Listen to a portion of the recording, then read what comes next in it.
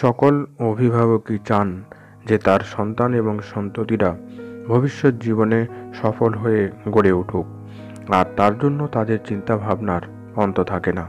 কিন্তু কিভাবে, কোন কোন বিষয়গুলোর উপরে গুরুত্ব দিলে বা সচেতন হলে তাদের সন্তানকে তারা সুনিশ্চিতভাবে সফল করে গড়ে তুলতে পারবেন, সেটা সম্পর্কে মনোবিজ্ঞানসম্মত ধারণা বা তথ্য অনেক অভিভাবকের কাছে নেই বা তাদের কাছে অজানা রয়েছে। তাই আমরা আমাদের চ্যানেলের মাধ্যমে বেস্ট প্যারেন্টিং টিপস নিয়ে অভিভাবকদের সমস্যা সমাধান করতে এবং তাদের মনের অসংখ্য জিজ্ঞাসার মনোবিজ্ঞানসম্মত গবেষণালব্ধ তথ্য দিয়ে সাহায্য করতে এগিয়ে এসেছি। আপনারা এই চ্যানেলকে সাবস্ক্রাইব করে সর্বদাই সঙ্গে থাকুন এবং বেস্ট প্যারেন্টিংয়ের টিপস ফলো করে সন্তানকে প্রকৃত মানুষ করে এক সফল ব্যক্তিরূপে গড়ে তুলুন।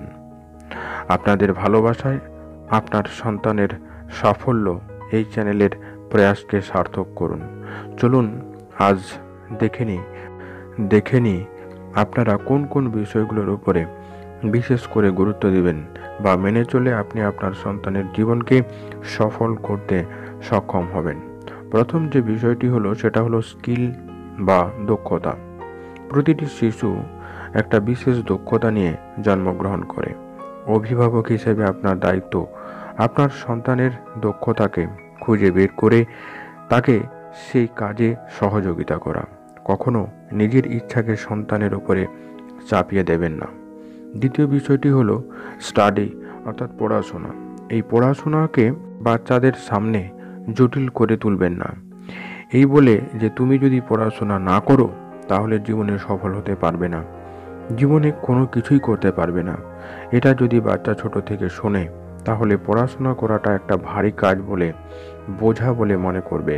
পড়াশোনার প্রতি তাদের ভীতি তৈরি হবে।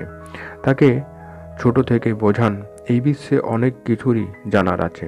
তোমাকে যদি সেই সব কিছু সম্পর্কে জানতে হয়, বুঝতে হয়, তাহলে পড়াশোনা করতে হবে। এবং বাচ্চা যখন কিছু পড়ছে বা তাকে পড়ানো হচ্ছে তখন তা থেকে সে কি শিক্ষা পেল বা জানতে পারলো সেটা তাকে বুঝিয়ে দিন, তাহলে তার আগ্রহ জন্মাবে। দ্বিতীয় বিষয়টা হলো স্পিরিচুয়ালিটি বা আধ্যাত্মিক ভাবনা। ছোট থেকে একজন সন্তানকে যদি আধ্যাত্মিক জ্ঞানে আগ্রহী করে তোলা যায় তাহলে একজন মানবিক গুণসম্পন্ন মানুষরূপে ভবিষ্যতে সে গড়ে উঠবে। তার জন্য তাকে ধর্মীয় কাহিনী, ধর্মীয় ব্যক্তিত্ব সম্পর্কে পড়াশোনা করাতে হবে ছোট থেকেই। তাহলে তার মধ্যে ভালো খারাপের ধারণা তৈরি হবে, সংস্কারপ্রবণ মানসিকতায় নিজেকে অভ্যস্ত করতে সক্ষম হবে। চতুর্থ বিষয়টি হলো সেফটি অর্থাৎ নিরাপত্তা। একজন বাচ্চার কাছে একমাত্র নিরাপত্তার আশ্রয় তার মা বাবা, কিন্তু অনেক বাচ্চা তার মা বাবাকে পাশে পায় না ছোটবেলা থেকে। তার প্রধান কারণ মা বাবা তাদের কাজে ভীষণ ব্যস্ত। তারা হয়তো টাকা খরচ করে বাচ্চাকে দেখভালের সমস্ত রকম ব্যবস্থা করেছেন, কিন্তু মনোবিজ্ঞান বলছে এই নিরাপত্তার অভাব বাচ্চাটি ছোট থেকে অনুভব করছে।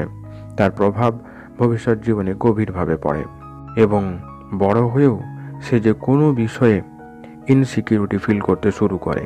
এর থেকে তার মধ্যে রাগ, জেদ, সম্পর্কের ভাঙন এর মতো ভয়ঙ্কর বিষয় জীবনকে দুর্বিষহ করে তোলে।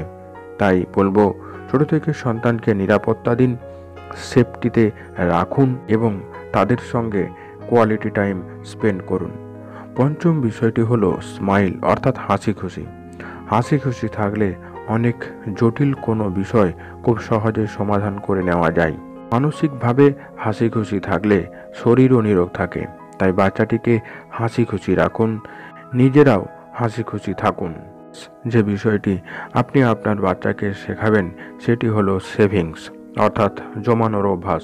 বাচ্চাকে ছোট থেকেই শেখান যে কোনো বিষয় সঞ্চয় রাখতে, বিশেষ করে অর্থ সঞ্চয় করে রাখা ছোট থেকেই অভ্যাস করা উচিত। তাহলে সে ভবিষ্যতে তার জীবনে সঞ্চয়ের মূল্য বুঝবে এবং এই সঞ্চয়ের অভ্যাস আপনার সন্তানের ভবিষ্যৎ জীবনকে অনেক সুন্দর এবং সুগঠিত করতে সক্ষম হবে। আজ এই পর্যন্তই। যে নিয়মগুলি আপনাদের বললাম এগুলি আপনারা আপনাদের ব্যক্তিগত জীবনে ফলো করুন। দেখুন আপনি আপনার সন্তানকে সফল এবং সুন্দর করে জীবনে গড়ে তুলতে সক্ষম হবেন। তাহলে আজ এখানেই রাখলাম। কেমন লাগলো আজকের এই ভিডিও অবশ্যই কমেন্ট বক্সে লিখে জানান।